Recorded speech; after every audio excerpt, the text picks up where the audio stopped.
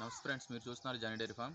Friends, ఈరోజు మనం చెప్పుకునే టాపిక్ ఏంటంటే గేదెలకి టెంపరేచర్ తక్కువగా ఉందా ఎక్కువగా ఉందా, అంటే దానికి జ్వరం వచ్చిందా, కాల్షియం తగ్గిందా ఏందనేది మనం మినిమం మనకు కావాల్సిన మినిమం వైద్యం అనేది తెలుసుకుని ఉంటే దానికి ఏ ప్రాబ్లం వచ్చిందనేది మనం తెలుసుకోవచ్చు. అయితే ఫ్రెండ్స్, ఇది జనరల్గా వీటికి జ్వరం వచ్చిందా లేకపోతే నార్మల్ టెంపరేచర్లో ఉందా అనేది తెలియాలి అంటే దానికి మామూలుగా ఈ క్యాటిల్స్ ఇదేంటి ఆవులు కానీ గేదెలు కానీ గొర్రెలు కానీ వాటికి టెంపరేచర్ ఎంత అనేది మనకు తెలిసిందనుకోండి, తెలియడం వల్ల మనకేమవుతుంది, దాన్ని బట్టి జ్వరం వస్తేనేమో జ్వరానికి సంబంధించి మనం చేసుకోవచ్చు, లేకపోతేనేమో అది ఏదైనా కాల్షియం తగ్గితే కాల్షియానికి, అలాగే నీరసంగా ఉందనుకోండి, నీరసంగా ఉందనగానే మనం ఏమనుకుంటాం, జ్వరం వచ్చిందేమో అనుకుంటాం.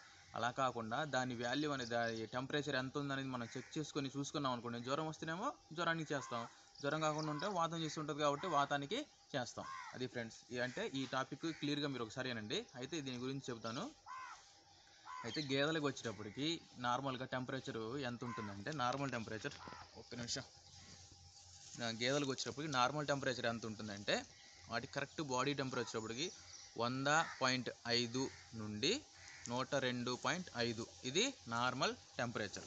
ఓకే ఫ్రెండ్స్, చూశారు కదా, 100.5 నుండి 102.5 గేదెలకు కానీ ఆవులకు కానీ టెంపరేచర్ అనేది ఉంటుంది. అదే ఈ టెంపరేచరు 102.5 కంటే ఎక్కువ ఉందనుకోండి, జ్వరం వచ్చింది అనుకోవాలి. అదే 100.5 కంటే తక్కువ ఉందనుకోండి, కాల్షియం తగ్గింది అని కాల్షియం సంబంధించి వైద్యం చేసుకోవాలి. అలా కాకుండా ఈ రెండు కరెక్ట్గానే ఉండి గేదె నీరసంగానో లేకపోతే మగతగానో ఉంటే దానికి సంబంధించి వాతం చేసింది, లేకపోతే దానికి పొట్ట అరగడం అనేది తగ్గింది అనేది అర్థం చేసుకోవాలి. ఇది గేదెలకు కానీ ఆవులకు కానీ సంబంధించింది. అదే ప్లస్ పుట్టిన దూడ ఉంటుంది కదా, దూడ అనేది ఒక నెల రోజుల దాకా దాని టెంపరేచర్ ఎలా ఉంటుందంటే 102.5 కాకుండా 103.5 దాకా ఉంటుంది. ఓకే ఫ్రెండ్స్, ఇదైతే ఇది.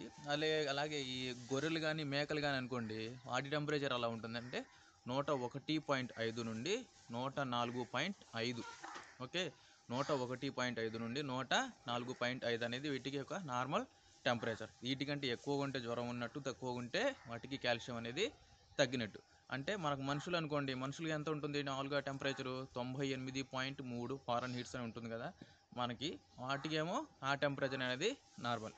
అంటే ఈ వీడియోలో మీరు ఇది అనేది కరెక్ట్గా మీరు తెలుసుకొని ఉంటే మీరేం చేస్తారు, ఏదైనా ప్రాబ్లం వచ్చిందా లేదా అనేది కరెక్ట్గా చూసుకొని మనం దాన్ని బట్టి ప్రతి చేసుకోవచ్చు. అంటే మనం డైరీ ఫామ్ పెడుతున్నాము, డైరీ ఫామ్ పెట్టినప్పుడు దానికి మినిమం మనకు ఫస్ట్ ఎయిడ్ అనేది తెలిసి ఉండాలి కదా, తెలిసి ఉంటే దాన్ని బట్టి మనం ప్రాఫిట్స్ అనేది చేసుకోవచ్చు. లాస్లో పడకుండా ఉండాలి, అంటే మనం ఫస్ట్ లాస్ రాకుండా ఉంటే ఆటోమేటిక్గా ప్రాఫిట్స్ అనేవి అలాగే వస్తాయి. అది ఫ్రెండ్స్ ఈరోజు నేను మీకు ఇచ్చే టాపిక్. ఓకే ఫ్రెండ్స్, ఇది చూడండి.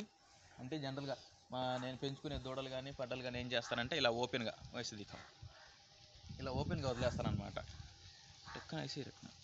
ఇలా ఓపెన్గా వదిలేస్తాను అంటే అవి మామూలుగా తిరుగుతూ ఉంటాయి. అవి అక్కడ గడ్డి పెట్టాను,